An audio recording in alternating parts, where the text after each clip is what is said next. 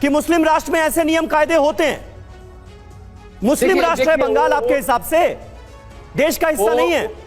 देखिए, विधायक भी मुस्लिम है, वो इस्लाम धर्म में ताल्लुक रखता है, इस्लाम का धर्म मानते हैं, और इस विषय में मैं ज्यादा चर्चा नहीं करूंगा। और नहीं, क्यों नहीं करेंगे? क्यों नहीं करेंगे? आप बार बार कह रहे हैं ये मुस्लिम इलाका है, ताजमुल इस्लाम धर्म को मानता है, तो क्या इस्लाम धर्म को जो मानने वाले लोग हैं उनको कुछ भी करने की छूट है बंगाल में क्या, शरिया के नाम पर? ये कैसी बात कर रहे हैं बादल देवनाथ साहब? सिद्धार्थ जी, मुझे तो बड़ी हैरानी हो रही है, क्या कहेंगे इस प्रवृत्ति पर? क्या कहेंगे? बार बार ये याद दिलाया जा रहा है कि वो मुस्लिम इलाका है, ताजमुल मुसलमान है। महाराष्ट्र में क्या हो रहा है?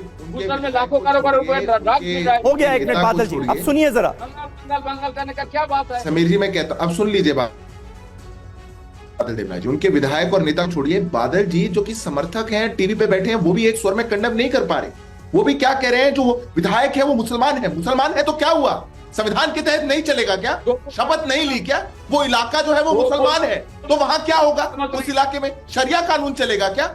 इस देश का संविधान नहीं चलेगा, देश का कानून नहीं चलेगा? ये कैसी दुर्भाग्यपूर्ण बात हुई। और ऐसी ही स्थिति कांग्रेस पार्टी की प्रवक्ता की भी है, जो बात बोलते बोलते बीच में लेकिन लगा दे कि ऐसा तो हुआ, लेकिन जब आप मणिपुर पे थे तो तुम क्यों चुप थे? कोई चुप नहीं था। मणिपुर पर सदन में भी हम बोले, आप लोगों ने वॉकआउट कर दिया, हमने टीवी डिबेट्स भी करी, पर आप महिला होने के नाते आप इस पैनल पर अकेली महिला। बादल जी बीच में नहीं बादल जी नहीं कहते, असम के बारे में कुछ नहीं कहते, के बारे में। बादल जी, जहाँ बोलना है आपको बंगाल की धरती पे, वहाँ तो जबान निकल नहीं रही, वहाँ तो वोट बैंक के लिए आपने पूरे प्रदेश को लूट दिया। यहाँ पे क्या बोल रहे हैं समीर जी? आपको मेरे को बादल देवनाथ साहब प्लीज, आपकी आवाज नहीं आ रही है, आपकी आवाज नहीं आ रही है। दो लोग एक साथ नहीं बोल सकते, प्लीज। सिद्धार्थ जी को सुनिए, आपने अपनी बात कह ली, जो कहना था कह दिया आपने।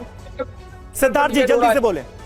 देखिए, मैं बस इतना बताना चाहता हूं, इनकी बात और इनकी सच्चाई तो देश के सामने है। इनके लिए तो कुछ भी क्या बोला जाए, ये खुद ही एक्सपोज है। पर मुझे दुख हुआ आज कांग्रेस पार्टी की प्रवक्ता पर, क्योंकि मैं मानता हूं कि वो अंदर मन से एक महिला होने के नाते ऐसी बात नहीं कहना चाहती, पर ये कांग्रेस पार्टी की कार्यकर्ता होने के नाते उनकी विवशता है कि उनको लेकिन जोड़ना पड़ रहा है बीच में। उनको कहना पड़ रहा है हुआ तो, लेकिन अरे 3 लाइन 4 लाइन, पूरा बंगाल जल गया, लाखों लाख महिलाओं के साथ यही काम हो रहा है, उस पर अभी चर्चा हो रही है ऐसी घटना पर, उस पर भी अगर एक स्वर में कांग्रेस पार्टी नहीं बोल सकती। राहुल गांधी चुप्पी मारे बैठे हैं, प्रियंका गांधी चुप्पी मारी बैठी है, उसकी मजबूरी की भी बात कर लीजिए। इधर उधर की जहां की बात करनी हो करिएगा, आपने करी भी है। आज बंगाल की बात है तो ये राजनीतिक व्यवस्था क्या हो सकती है कि आप चुप होना पड़ गया। मेरे को दिल से बड़ी पीड़ा हुई सुन करके कि वो भी महिला होने के नाते, अकेली महिला है पैनल पर उनकी पार्टी की व्यवस्था ऐसी थी कि वो भी इस पर नहीं बोल पा रही। ठीक है सिद्धार्थ जी, इसका ये जो आपने सवाल पूछा है प्रियंका जी से जवाब दीजिए।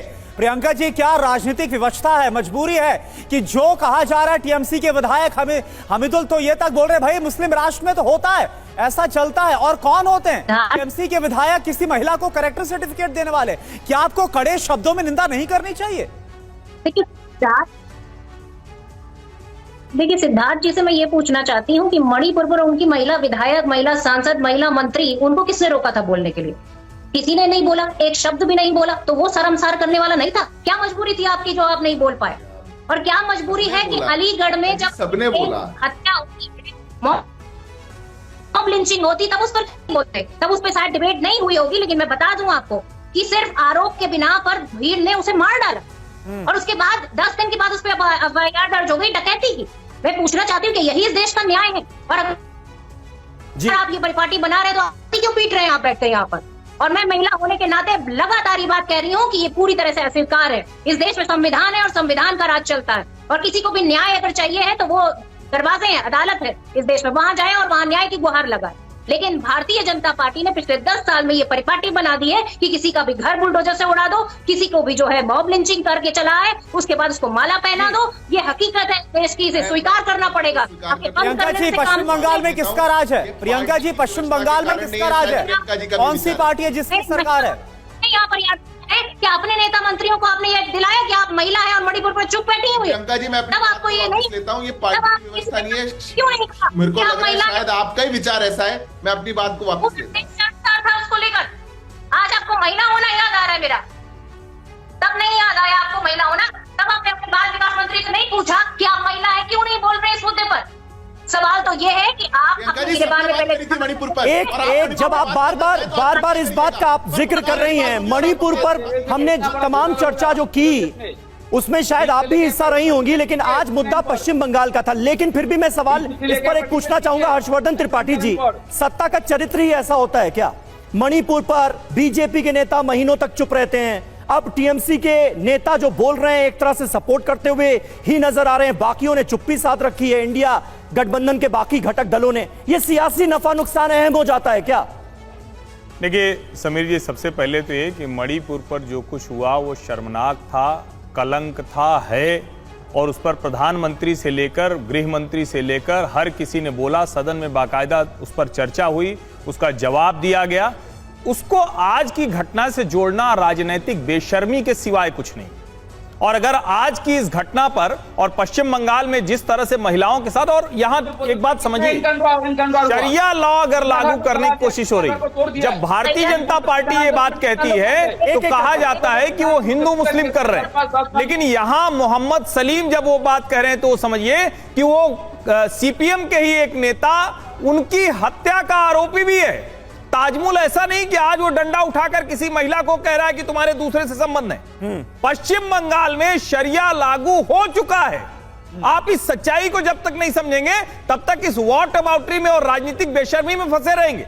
मणिपुर पर किसने बात नहीं की, लेकिन आज अगर आपको मणिपुर याद आता है, आज अलीगढ़ की कोई घटना याद आती है, और पश्चिम बंगाल में कानून व्यवस्था के अलग अलग मसलों पर अलग अलग चर्चा हो सकती है, लेकिन जो कुछ संदेश खाली में हुआ, जो कुछ चोपड़ा में हुआ, वो अलग है। उसको समझिए।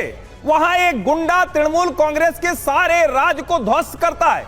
पुलिस, कानून, प्रशासन, थाना, थानेदार, कमिश्नर, वो सब उसके आगे नतमस्तक रहते हैं। नहीं, सियासी हनक का तब भी उसके साथ पुलिस होती है। हर्षवर्धन जी, सियासी संदेश खाली सियासी हनक का एक नमूना था ना, जहां पर बर्बरता की सारी हदें पार की गई। यहां पर शरिया एंगल भी बीच में सामने आ गया। लेकिन क्या एक इलाके की, चोपड़ा इलाके की घटना के आधार पर आप यह कह सकते हैं कि पूरे बंगाल में शरिया लागू हो गया?